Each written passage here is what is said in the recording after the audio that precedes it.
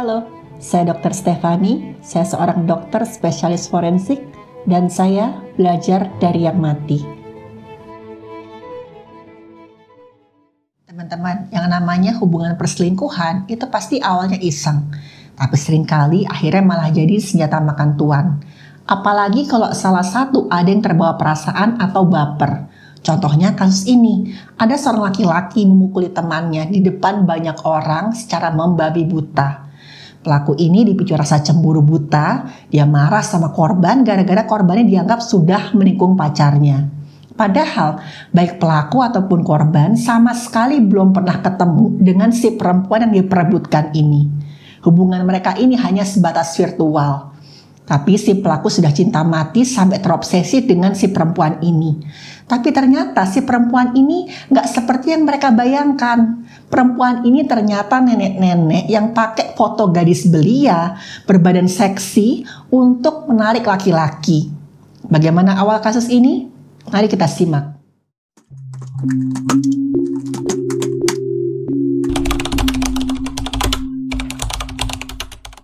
Jadi si pelaku ini namanya sebut saja Tommy. Dia seorang laki-laki usianya 50 tahun.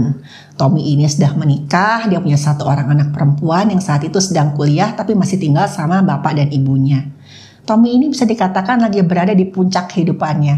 Karirnya lagi bagus-bagusnya. Si Tommy bekerja sebagai direktur di sebuah perusahaan. Dan saat ini si Tommy ini setelah menikah kurang lebih 20 tahun, Tommy mulai merasa jenuh dengan kehidupan pernikahannya. Di sini nih yang namanya seseorang benar-benar diuji pada saat dia sedang mempunyai segalanya. Tommy sedang karirnya bagus, dia punya banyak penghasilan, dia mulai merasa jenuh. Apalagi dia lihat istrinya, kok gitu-gitu aja istriku ya. Dari awal sampai akhir, dari dulu aku yang namanya pacaran sampai sekarang itu kok kayaknya gak ada perubahan. Mulailah Tommy mencoba cari selingan. Tommy kemudian mengalihkan rasa jenuhnya ini dengan mendownload aplikasi Kencan. Di situ Tommy ketemu dengan seorang perempuan yang namanya Desi. Desi ini ngaku seorang mahasiswi usia 20 tahun yang tadi seusia dengan anaknya si Tommy. Awalnya si Tommy ini ngaku, saya itu cuma iseng-iseng doang. Saya nggak sama sekali nggak ada keinginan itu untuk ketemu Desi. Sekali aja saya ngobrol sama Desi, saya bercanda-bercanda, saya saling bertukar rayuan, sesekali saya kirim hadiah. Saya nggak itu ya kayak selingan aja, sama sekali nggak ada niat serius kok. Tapi lama-kelamaan Tommy pun merasa terbawa perasaan atau baper sama si Desi ini.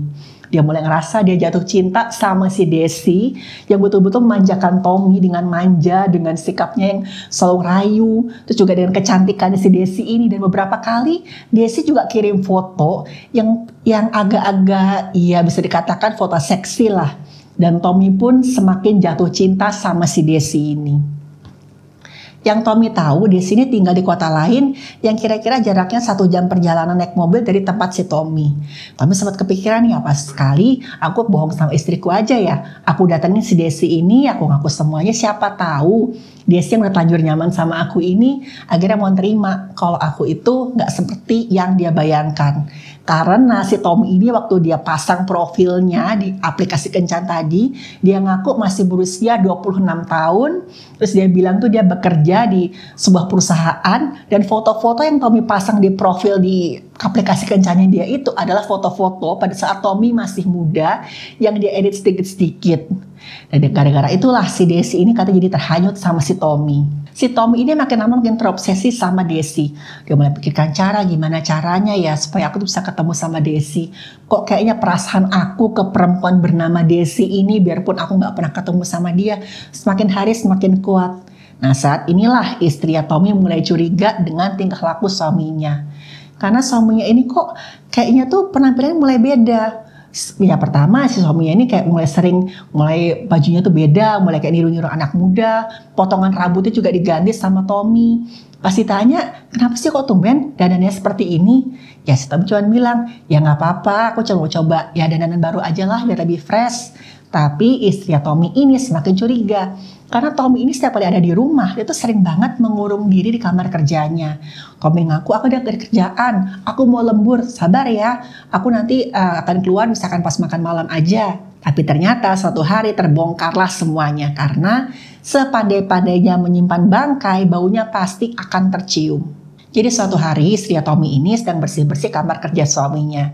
Lalu pada saat itu laptopnya Tommy itu dalam keadaan terbuka dan masih menampilkan aplikasi kencan di situ. Kelihatanlah semua obrolan antara Tommy dan Desi. Selain itu juga ada aplikasi obrolan yang menunjukkan ternyata Tommy ini sudah bertukar nomor ponsel sama si Desi. Di situ istri Tommy ngeliat tuh semua percakapan antara suaminya dan perempuan muda bernama Desi ini.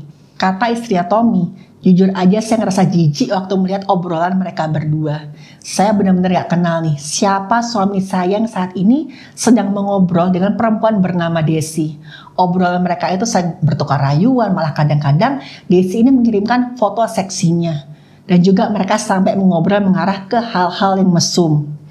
Mereka itu betul-betul deh kayak gak tahu diri banget sih suami saya ini. Seakan-akan itu kayak laki-laki lajang yang masih usia 20-an. Suami saya tuh seakan-akan gak inget kalau dia tuh punya anak perempuan yang mungkin umurnya tuh seumuran sama Desi.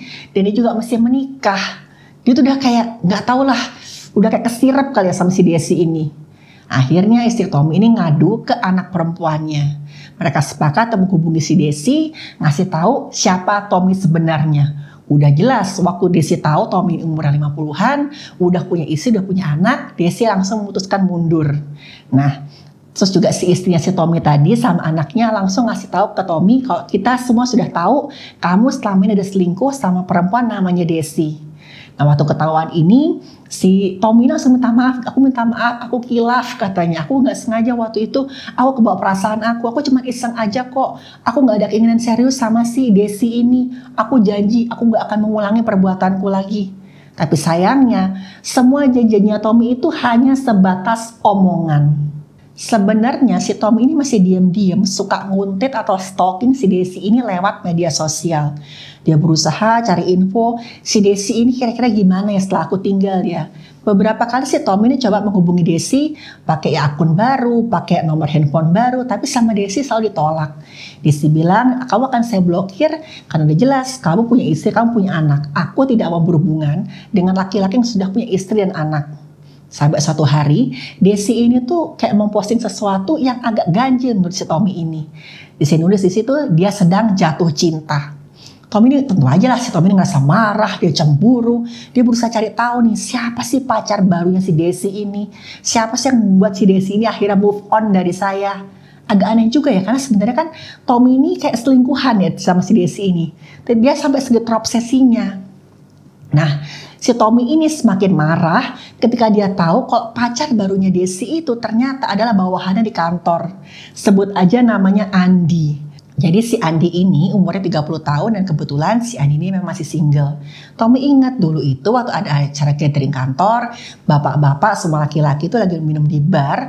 Tommy ini pernah cerita ke teman-teman laki-lakinya ya dengan membanggakan diri lah bagaimana dia sudah menemukan seorang perempuan muda yang cantik, pacaran diam-diam, perempuan ini namanya Desi. Dan Tommy itu saat itu sedang dalam pengaruh alkohol.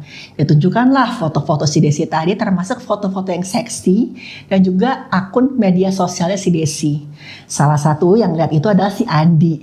Wah, Tommy makin marah nih. Apalagi saat itu kan si Tommy juga cerita, Desi ini tuh orangnya seperti ini, seperti ini. Ternyata semua informasi itu dimanfaatkan sama si Andi tadi untuk diam-diam menikung si Desi.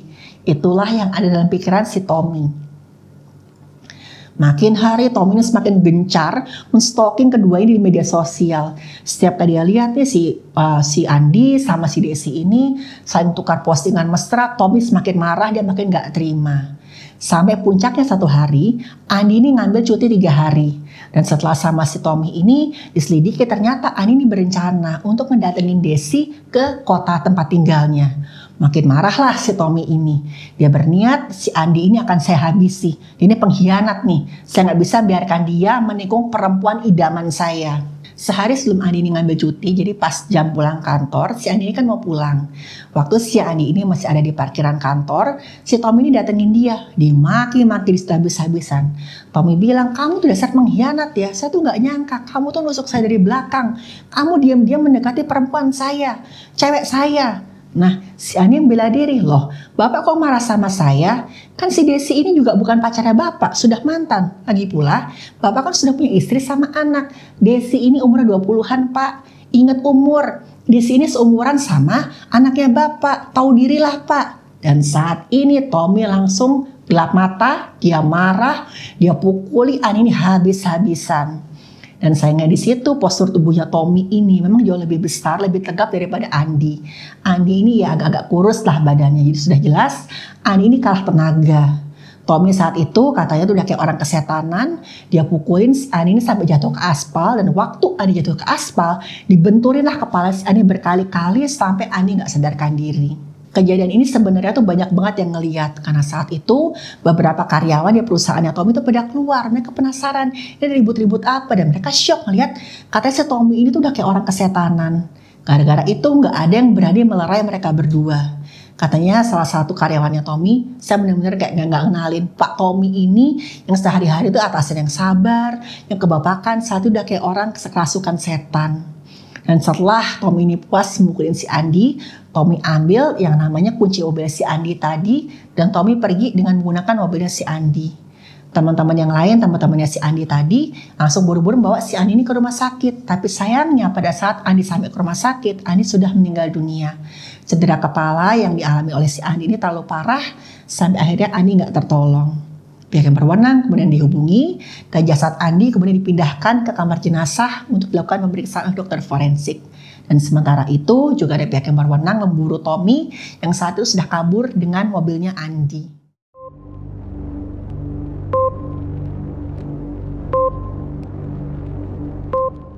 Dari hasil pemeriksaan dokter forensik didapatkan memang si Andi ini terluka parah di bagian kepala.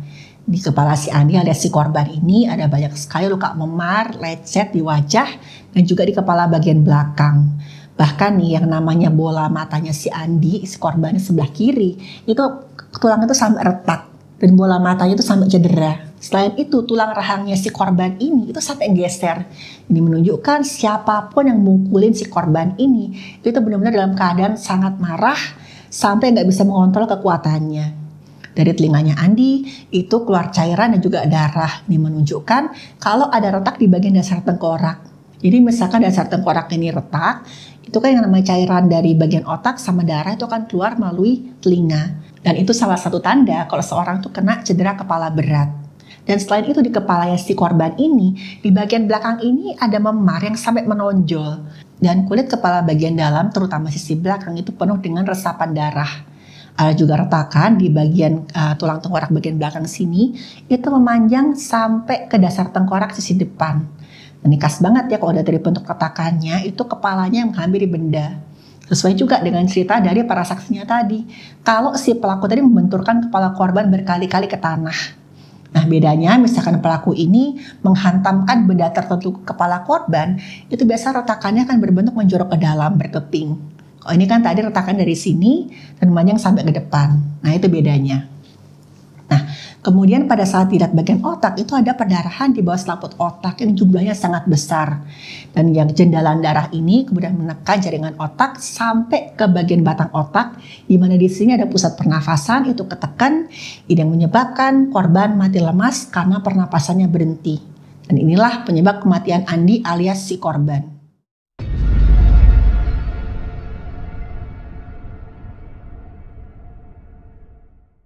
Di saat yang bersamaan pihak yang berwenang ini juga sedang mencari di mana keberadaan si Tommy.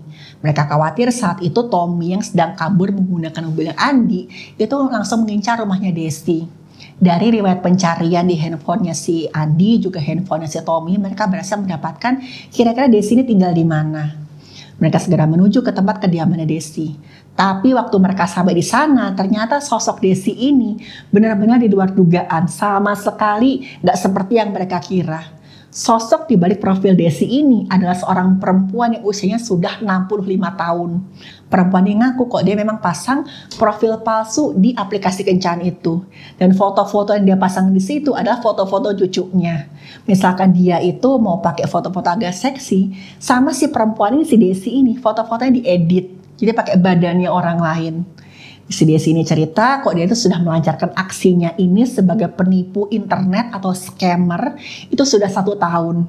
Dia bilang ya selama ini saya senang-senang aja sih ngebohongin laki-laki yang mau termakan rayuan perempuan yang gak mereka kenal bermodalkan foto-foto cucu saya yang sudah saya edit Kalau misalkan sudah gitu, mereka mau loh ngirimin hadiah-hadiah. Saya sering banget tuh dapat transferan uang, transferan pulsa.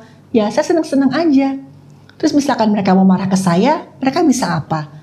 Mereka juga nggak bisa nuntut saya kok. Dan memang si Desi ini, si nenek ini punya latar belakang hukum. Dia tahu sedikit banyak kok ya perbuatannya itu nggak bisa dituntut. Karena kan udah jelas para laki-laki ini mengirimkan uang itu dengan sukarela. Dan waktu pihak yang berwenang ini bilang, kalau misalkan ya si Andi ini keadaannya seperti ini, si Tommy ini telah melakukan ini sama Andi, Desi kaget, dia sama sekali nggak nyangka kalau mereka berdua ini segitu bapernya sampai kejadian seperti ini. Desi sama sekali nggak nyangka kalau Tommy itu nekat mau datang ke kotanya. Desi bilang, jujur aja saya tuh nggak ada niat mau ketemu sama dia. Kalau misalkan dia ngotot, dia mulai menyusahkan, ya udah gampang, tinggal saya blokir aja itu akunnya dia, nomor-nomornya dia. Saya tinggal bikin profil baru. Ini juga bukan pertama kalinya kok saya melakukan seperti ini. Dan mendengar keterangan nenek Desi ini, pihak yang berwenang sama sekali nggak tahu harus gimana. Karena benar dikatakan oleh si nenek Desi ini, ya mereka mau nuntut gimana? Penipuan, nggak ada buktinya. Semua laki-laki ini ya mengirimkan hadiah-hadiah tadi dengan sukarela. Dan akhirnya Tommy ditemukan di sebuah tempat peristirahatan yang ada di jalan tol. Karena saat itu si Tommy ini berencana mau kabur ke rumah salah seorang saudaranya pakai mobilnya si Andi tadi. Dan pada akhirnya yang rugi di sini adalah si Tommy. Karena Tommy didakwa dengan pasal pembunuhan berencana dengan ancaman hukuman seumur hidup sampai hukuman mati. Di awalnya tadi si Tommy itu kan cuma iseng-iseng. Dia ngira perselingkuhannya dengan perempuan bernama Desi ini itu cuma sekedar selingan. Tapi lama-lama Tommy malah terbawa perasaan sampai dia terobsesi dengan Desi. Dan waktu ketahuan sama istrinya, sebenarnya kan Tommy ini gak diberi kesempatan untuk berhenti, untuk bertobat, untuk gak nakal lagi dan fokus sama keluarganya. Tapi lagi-lagi nafsu mengalahkan segalanya. Ingat, jangan pernah main api kalau kita tidak mau terbakar. Dan pernikahan adalah satu hal yang sakral. Dan kalau dipermainkan, sudah pasti akan ada konsekuensi yang tidak main-main. Terima kasih sudah menonton video saya. Silakan like, share, dan subscribe.